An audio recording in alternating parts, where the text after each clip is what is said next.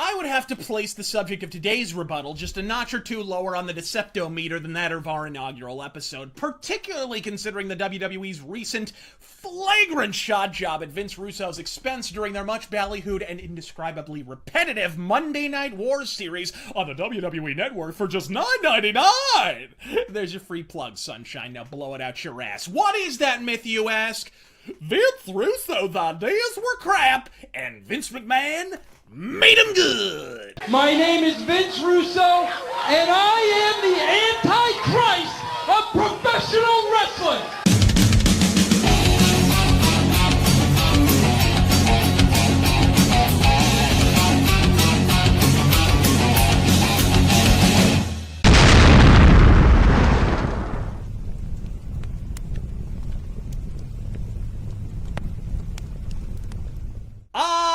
Vince McMahon, the only filter with benefits more fictitious than the ones attached to your cigarettes. What other filter could be affixed to an object for the past 16 years in absence of the pollutant most often blamed for its downfall, see Vince Russo, allow the unfettered flow of feculence we've witnessed on WWE television during that time, from Kane's unmasking to Kane boating down with a corpse to Kane putting on a suit and tie and putting the entire crowd in a sleeper, and yet still be considered a viable filtration method? Anyone? Anyone? If Camel cigarettes had a filter this resoundingly fucking faulty, Dennis Leary would be a walking fucking tumor. No offense, Vinnie Mac, but between your forays into bodybuilding, workout gear, films, and fucking football, if the Big E is expanding in the realm of filtration, let's just say I sincerely doubt Brita is shitting its pants. Some filter, so when Russo's there, he can perfectly separate the gold from the goose shit, miraculously. But when, say, Brian Gewirtz shows up, suddenly it's a slow descent to the bottom? What, does Gewirtz have mental powers? Is he the fucking Shadow? What is Vince McMahon, a fucking coffee filter, one and done? Well, we know that's 2 scoops of bullshit because the Attitude Era isn't the only major commercial peak in WWF history. The other came in the late 80s and early 90s with, as we all know, the Hogan Era. Well, that settles it. Vince McMahon's the true genius. Huzzah! Not so fast, Skippy, because as we know, Pat Patterson was booking during that period.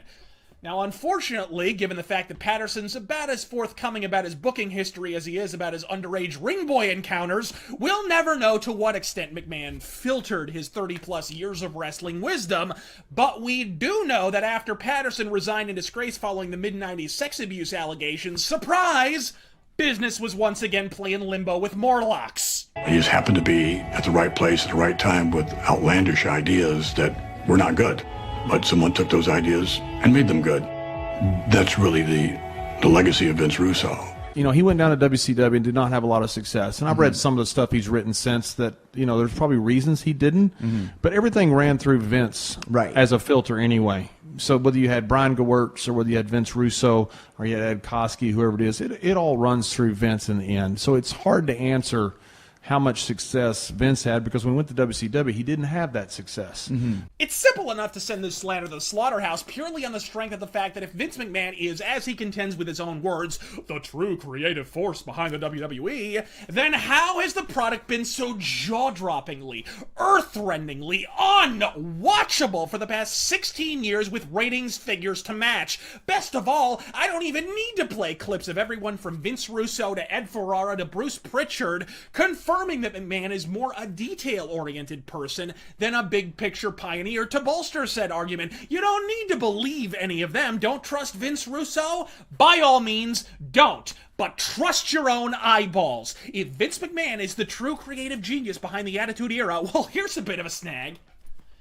Vince McMahon never fucking went anywhere. The WWE's formerly sterling creativity, on the other hand, it's sobbing on the back of a milk carton with runny mascara. But this ain't about Vince McMahon or his steroidally withered grapefruits. This is about the abject fiction that the only time Vince Russo has been successful is when he's most heavily fucking filtered. Vince Russo then disregards the fact that he had a network quality television production facility making his meaningless jabble sound like it actually meant something.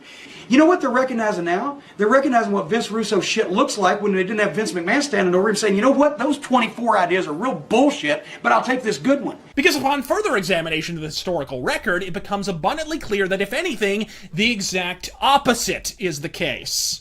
How'd you like Vince Russo working with Vince? I liked Vince. He gets it. He just he just always has somebody pulling. You know, he never gets to do what he wants to do. He always has somebody monitoring. When he came up to WCW, you know, we had a standard and practice guy sitting in our booking room. You know, that just really kibosh 90% of the stuff that you would even try to throw out. So it was. He got there and realized it was, you know, it wasn't going to work. Every time I was going to go, they changed bookers. They changed bookers like they changed their socks. As soon as you didn't draw a house, they changed it again. And then they had a committee, and that's the worst thing in the world. It needs to be a totalitarian government. A booker should have at least the power to not be negated by either a superstar or by a bunch of committees or pushing it through. I mean, if it was a dictatorship, it would be a little easier. At least give me the ball and let me run with it for a while, whatever.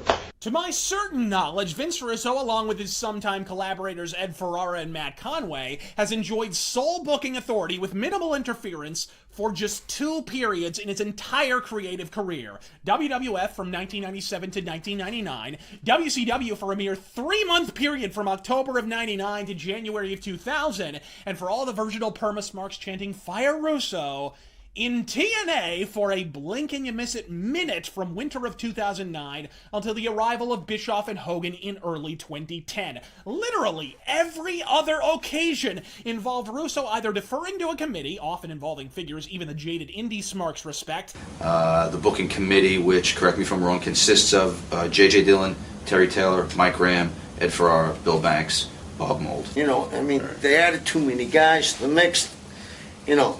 Too many chefs were in the kitchen.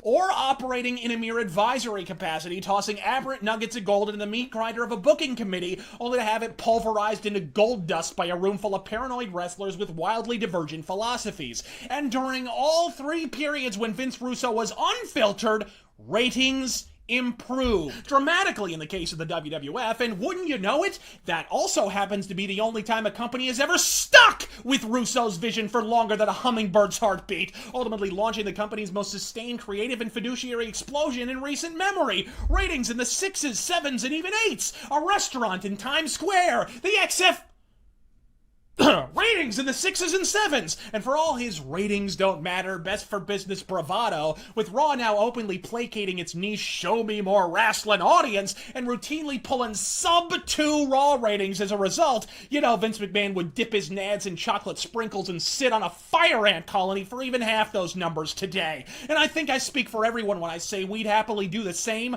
for half the goddamn watchability. Vince McMahon, a filter? Myth busted, bitch. Russo rebuttal. Out.